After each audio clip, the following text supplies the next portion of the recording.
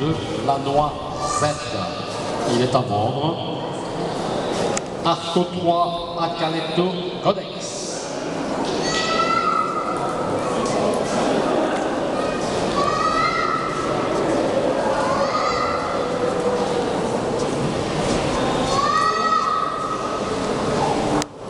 Trétypé Arco et automatiquement trétypé Argentinus.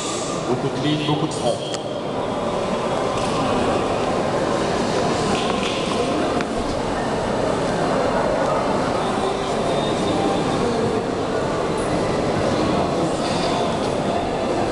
On va juger après le modèle les allures. Bah, par définition, c'est le mouvement. Bon, ça se juge en déplacement. On juge quoi aux allures? On juge l'ampleur du pas. Est-ce que le cheval se méjuge, c'est-à-dire est-ce que la trace de son postérieur dépasse de loin la trace de l'antérieur? Ça, c'est élémentaire dans le pas. La première chose à juger. Est-ce qu'il utilise bien son encolure quand il marche? Est-ce qu'il l'emploie? Ou est-ce qu'il piétine? Ou trop? Est-ce qu'il tient bien en équilibre? Est-ce qu'il a bien du rebondi? Et au galop, on juge l'ampleur de la foulée. Attention, elle ne doit pas être démesurée.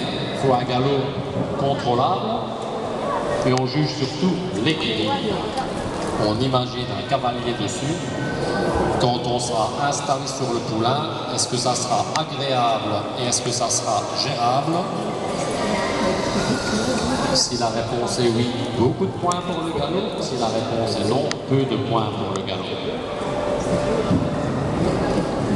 Et l'équilibre, ça dépend aussi de la construction du poulain et du cheval. Un poulain qui a l'équilibre, il est capable de plier sa hanche et de plier son jarret, c'est-à-dire ce qu'on appelle s'asseoir. Un poulain qui s'assied, un cheval qui s'assied est toujours facile à monter.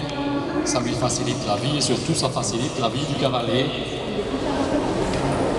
Et la bouche est toujours bonne puisque la bouche d'un cheval qui est si importante, elle ne dépend pas de la bouche elle-même, ça n'est qu'un symptôme.